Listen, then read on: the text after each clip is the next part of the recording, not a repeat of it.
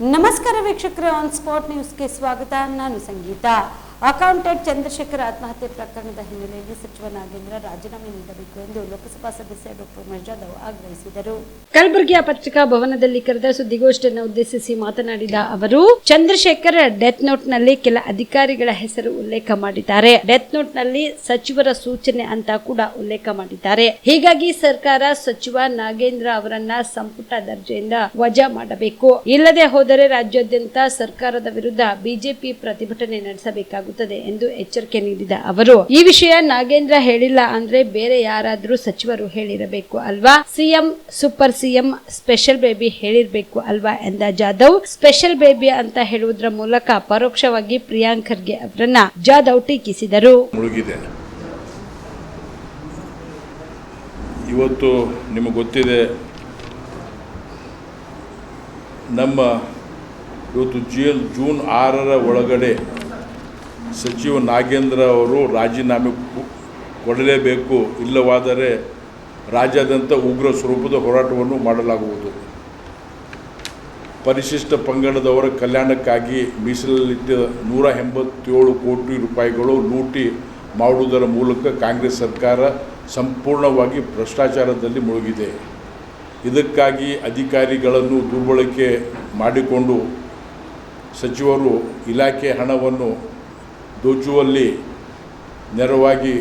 ನೇರವಾಗಿ ಭಾಗಿಯಾಗಿದ್ದಾರೆ ಎನ್ನುವುದಕ್ಕೆ ಬಲಿಯಾದ ಪಿ. ಚಂದ್ರಶೇಖರ್ ಅವರ ಮರಣಪೂರ್ವ ಹೇಳಿಕೆಯಲ್ಲಿ ಹಸ್ತಾಕ್ಷರದಿಂದ ಬರೆದಿರುವುದು ಜಗಜ್ಜಾಹೀರಾಗಿದೆ. ಭ್ರಷ್ಟಾಚಾರದಲ್ಲಿ ಮತ್ತು ಅಕ್ರಮ ಹಣ ವರ್ಗಾವಣೆಯಲ್ಲಿ ಭಾಗಿಯಾಗಿರುವ ಪರಿಶಿಷ್ಟ ಪಂಗಡ ಕಲ್ಯಾಣ ಸಚಿವರಾಗಿರುವಂಥ ಶ್ರೀಯುತ ಬಿ. ನಾಗೇಂದ್ರ ಅವರನ್ನು ಕೂಡಲೇ ಸಂಪುಟದಿಂದ ವಜಾಗೊಳಿಸಲು ಸರ್ಕಾರವನ್ನು ಆಗ್ರಹಿಸುತ್ತೇವೆ.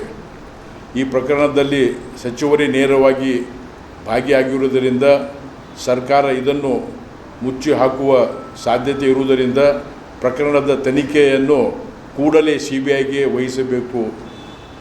ಸರ್ಕಾರ ನಾಗೇಂದ್ರ ಅವರನ್ನು ವಜಾಗೊಳಿಸುವುದಕ್ಕಾಗಿ ಜೂನ್ 6ನೇ ತಾರೀಕು ಅಂತಿಮ ಗಡುವು ಆಗಿರುತ್ತದೆ.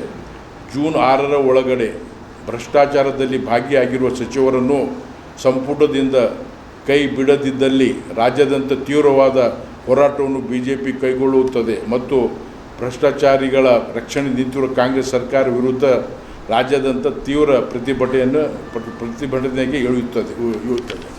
ಅದಕ್ಕೆ ನಾವು ನಿಮಗೆ ಗೊತ್ತಿದೆ, ನಮ್ಮ ಭಾರತೀಯ ಜನತಾ ಪಾರ್ಟಿ ಸರ್ಕಾರದಿದ್ದಾಗ ಅನೇಕ ಸುಳ್ಳು ಆರೋಪಗಳು ಮಾಡಿ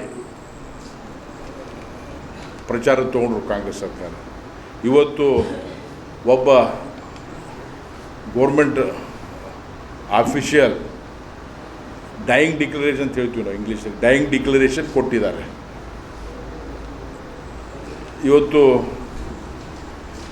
SC/ST ಇವತ್ತು ನಮ್ಮ ST ಜನಾಂಗದ ದುಡ್ಡು ಮಿಸ್ಯೂಸ್ ಮಾಡ್ತಾ ಇದ್ದಾರೆ. ಇದು ನಮಗನ್ನಿಸ್ತದೆ this is only tip of iceberg. ಇನ್ನಂತೂ ಭಾಳಷ್ಟು ಪ್ರಕರಣಗಳಿರಬೇಕು.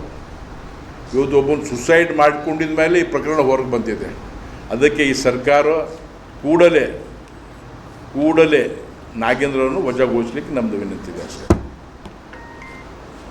ಅವರಿಗೆ ಏನಂತಾರೆ, ಒಂದು ಸುಳ್ಳು 100 ಸಲ ಹೇಳಿ ಅದನ್ನು ಕರೆ ಮಾಡಿ ಪ್ರಯತ್ನ ಮಾಡಿ ಅವರು ಸಕ್ಸಸ್ನೂ ಆಗಿದ್ದಾರೆ.